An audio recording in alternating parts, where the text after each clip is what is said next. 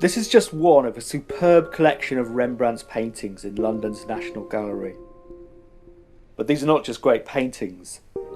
They are painfully intimate records of his tragic life story and some of art's most moving documents of love and loss.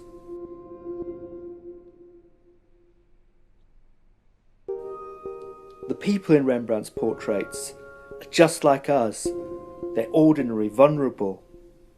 Of all artists, he's the one I most need to look at now, because he puts us in touch with who we are, the bedrock of our shared humanity. His paintings are the kind of wonder we need to keep alive in our minds while our museums are closed. In Self-Portrait at 34, a proud young artist shows off his success. It's the year 1640, and Rembrandt has got plenty to be cocky about. But pride, as they say, comes before a fall. At 34, he's the most famous painter in Amsterdam, as it enters a cultural golden age. He's just bought a fine house that he's filling with expensive art and exotic curios. He flaunts himself elegantly in this stylish self-portrait, resting his arms on a parapet in a pose modelled on Italian portraits by Raphael and Titian. He's saying he's their equal, a prince among painters. Not bad going for the son of a miller.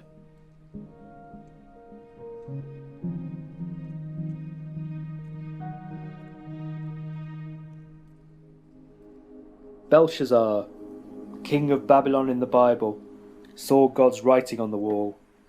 It warned his days were numbered, for he had been weighed and found wanting. His thick, shimmering layers of gold paint push luxury to the point where it becomes almost nauseating.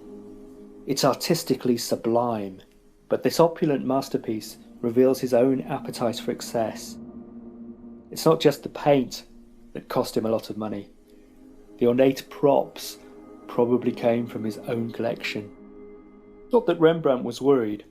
When he painted Belshazzar's Feast in the 1630s, he'd recently married Saskia van Uylenburgh, a country girl from a prominent and wealthy family.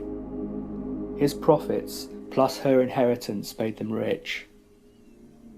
That sounds hard-headed, but this painting shows how much Rembrandt loved Saskia. He transfigures her into a woodland goddess, a fairy queen. At the same time, she's completely real, her face fleshy and full. She also looks slightly frail. Is she leaning a little heavily on her flowery staff? It's possible she's pregnant. Saskia gave birth to 3 children who all died in infancy. Finally, she had a son, Titus, who survived. But 8 months after he was born, she was dead at the age of 29. Nothing was ever the same again for Rembrandt. He rejected social success, didn't seem to care about money anymore. What was the point of churning out lucrative portraits with Saskia gone? His painting The Woman Taken in Adultery, done 2 years after Saskia's death, suggests he had come to loathe the Amsterdam elite with their censorious Protestant religion. Christ takes the side of a supposedly sinful woman, an outcast against a court that meets her under a vast sepulchral space. All around the tiny figure of the merciful Christ is a cold and paranoid world.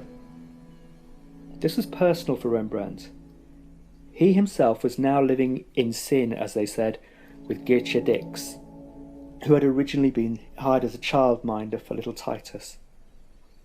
It ended badly, messily, when they fell out and she tried to pawn Saskia's jewellery.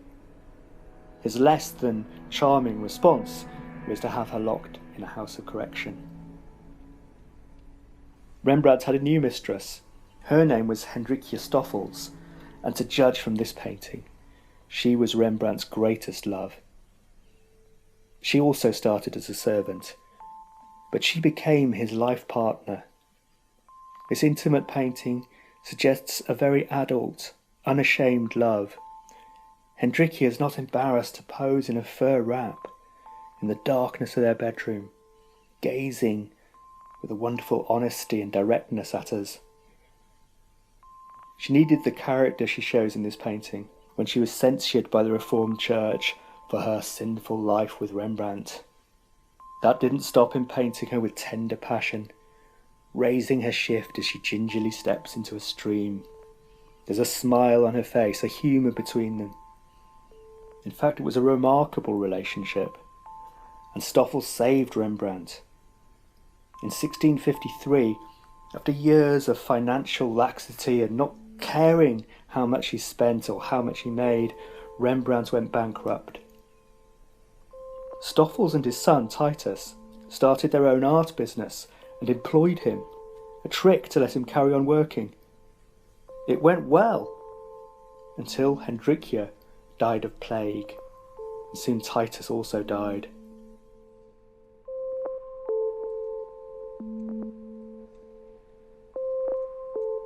An old, poor, bereft man looks at us across time.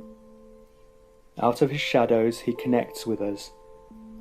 He may be broken, he may be destitute and despised, but it is us who feel judged by him. His mottled face is full of experience. His gaze is a well that sucks you in. But far from despairing, the soul you encounter is full of warmth and strength. Rembrandt has lost everything except his humanity, and it is the unrivalled way he depicts our condition, the flesh that is just a vehicle for our minds and emotions, that makes Rembrandt the wisest, most consoling of artists.